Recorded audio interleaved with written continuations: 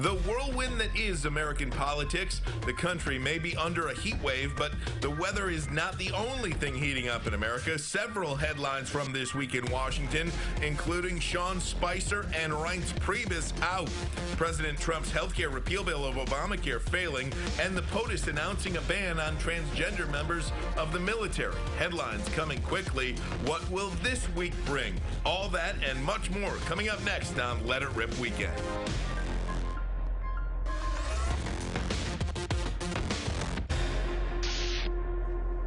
And it's time now to Let It Rip. Joining us right now, Dr. Gerald Shiner. He has consulted on many high-profile criminal cases in Metro Detroit, but he says what the Republicans are doing to try to get rid of Obamacare, that's what's really criminal.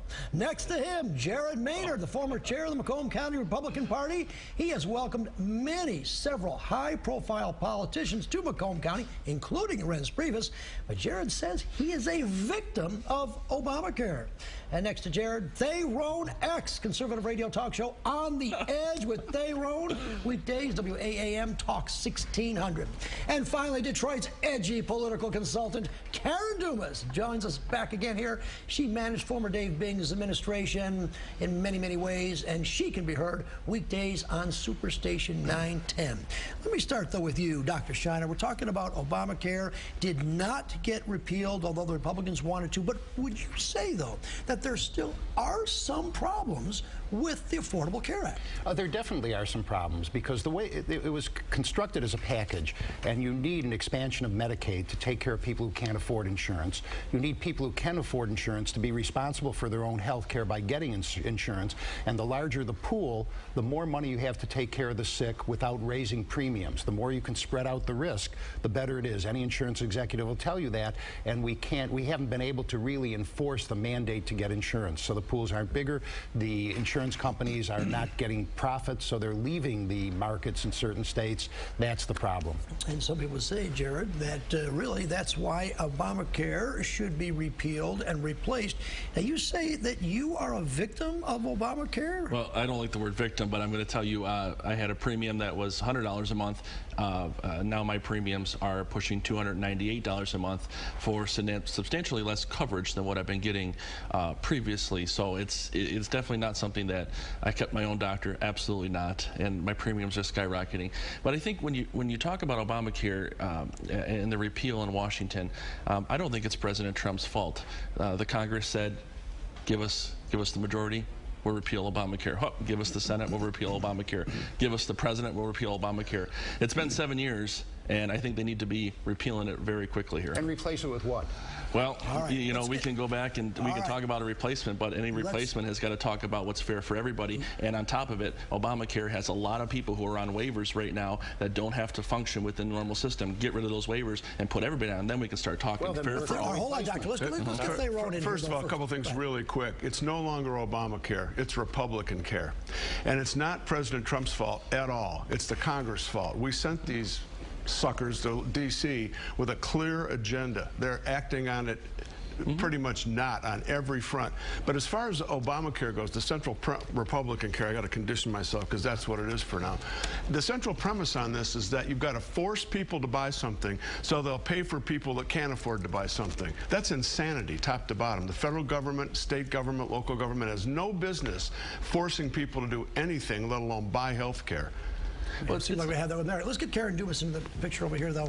But Karen, though, it's still same thing with Dr. Shiner. I mean, there's still some problems with the Affordable Care Act that really would cause a lot of people not to have coverage now. Certainly, especially those with pre-existing conditions. So I don't think anybody ever thought, believed, or embraced the Affordable Care Act or Obamacare as being perfect. To repeal or replace it simply because it has President Obama's name on it is wrong and disingenuous to those who need it. No, it's not. No, that's not. That has been the key. So I don't think we need to repeal or replace. I do think that it could benefit from some repair, but that's going to require some strategic approach and analysis of what it does and what needs to be repaired within. To present a bill and the people that you're asking to vote on it don't even know what's in that bill is asinine. Yeah, that is crazy. I'll give you that. Let me come to you guys with this, because health care, can we all agree, is really hard? I mean, I'm watching this documentary on the 90s right now, and it goes back to the Clinton years of trying to come up with health health care. There seems to be no perfect plan, but I spoke with a middle-class woman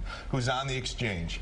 Prior to Obamacare, paid $800 a month with a $2,500 deductible. Now it's $1,200 a month with a $5,000 deductible. These middle-class people, and the specialist visits went up, prescriptions went up, on top of all the doctor bills she gets until she meets her deductible.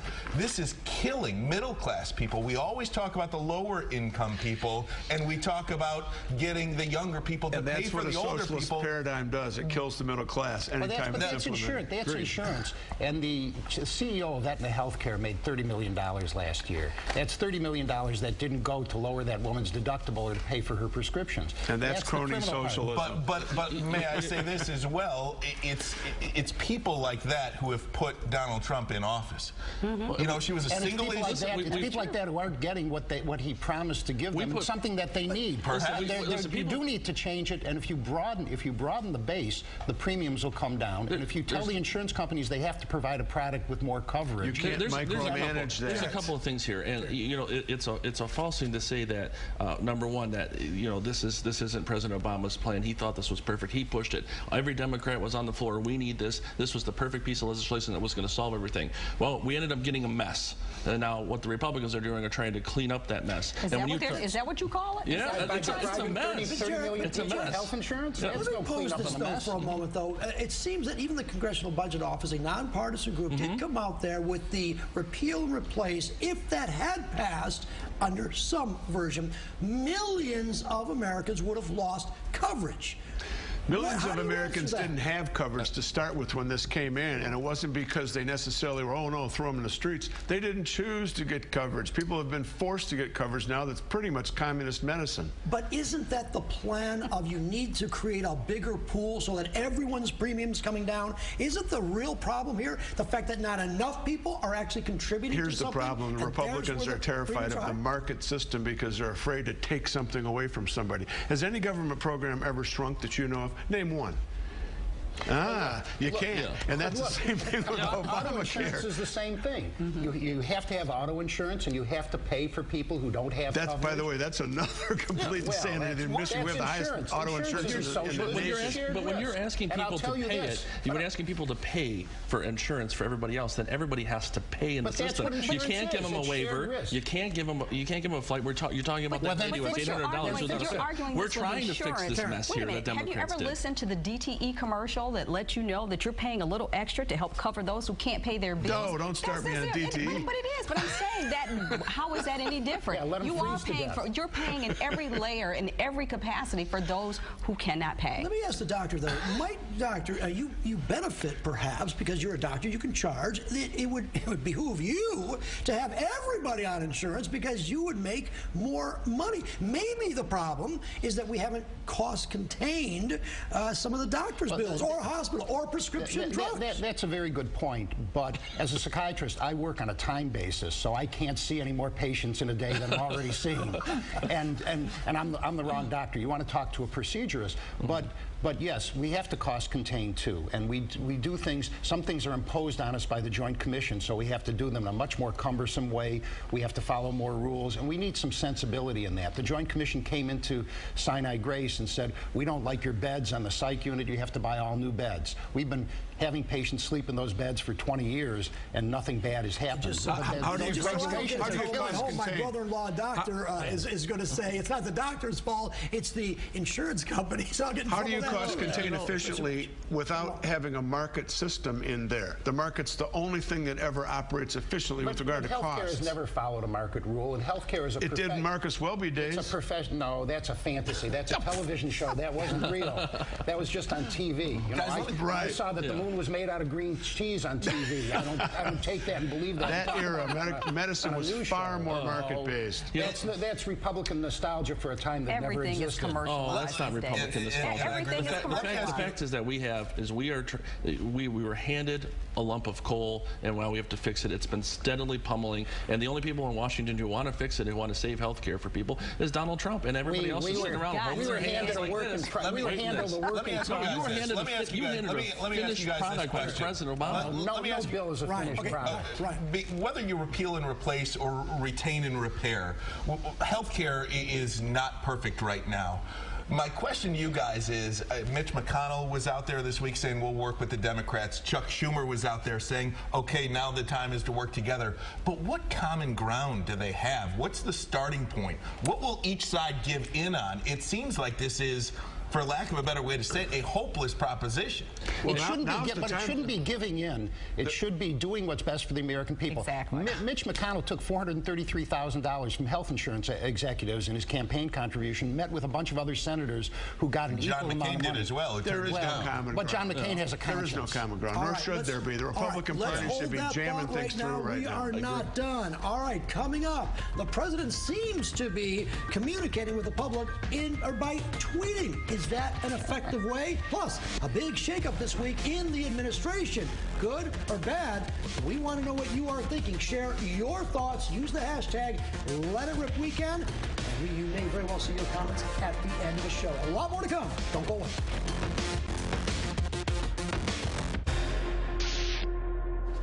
And welcome back to Let It Rip Weekend. Dr. Shiner, Jared Maynard, Thayrone X, Karen Dumas, a great panel here. There's been some shakeup in the Trump administration. We'll talk about that. And tweets.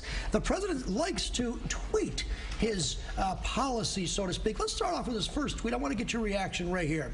The president says, Republican Senate must get rid of the 60 vote now. It's killing the Republican Party, allowing 8 Dems to control the country, 200 bills in the Senate. A joke. Let me get to Thayrone X. When the President of the United States uses words like a joke, seems to be almost mocking, threatening, challenging, arguably, certain members of Congress. Is that presidential? I say God bless, yes it is. First of all, that 60 vote thing is a joke, and here's why.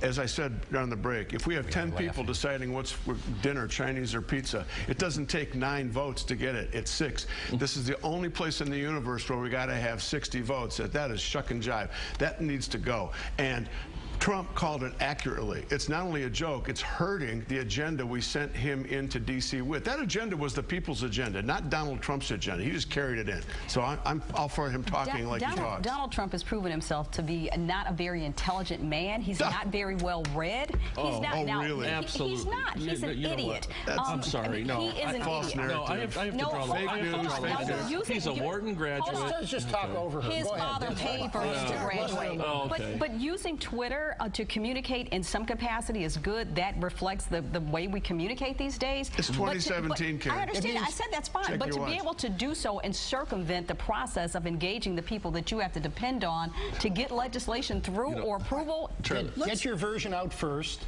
and say what you have to say in 143 characters, because that's all you need to say. That's what we're dealing with. Well, and Charlie, and you can say a lot of things about the president, but he's not a dumb man. Okay, he's a Wharton graduate. He does a lot of things. Not a dumb man. And when he communicates with Twitter, he's communicating with everybody on the place of the planet. And when he uses things like jokes, the only thing that offends are the snowflakes. He's sniveling and he's whining about how badly he's being treated. This tweet right here got a lot of attention. It has to do with the LGBT. Let's talk about this now. Some people would say, arguably, that this might have been tweeting out policy without having a proper vetting process. Let's take a look at the LGBT vote. He said earlier, after consulting my generals, military experts, please be advised, the United States government will not accept or allow transgender individuals to serve in any capacity. Elementary. He didn't consult with his generals. They came out and said they didn't hear about this. He's getting his version out, and most of the tweets are poor me. They're taking advantage of me. I can't get these things done, and it's someone else's fault. It is. It's Paul Ryan and Mitch McConnell's fault. That's his sniveling, his whiny. 100%. Protect your guy. He's wonderful, and just the Republican Congress is giving him a bad deal. Jared, might there be a sense of frustration that a business person is experiencing? Because when you're the boss, you can do whatever you want. Exactly. But when you're here and you've got a Congress and you've got well, and consultants, maybe it's the speed is the slow. Is He's that the boss of the military. Well, Charlie, he's in charge of the military. He's commander-in-chief. But when you're a businessman and you come into government, it's an adjustment. Because if I'm the business owner and I don't like you and what you're doing, goodbye, you're fired.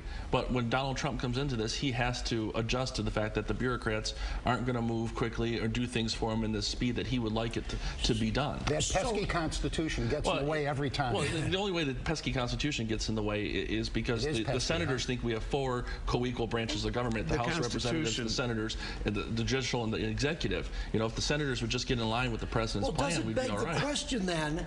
Do people who are not politicians make good politicians? Karen Dumas, you were in the Dave Bing administration. If I remember correctly, Dave Bing running for mayor was the first time he ever ran for anything.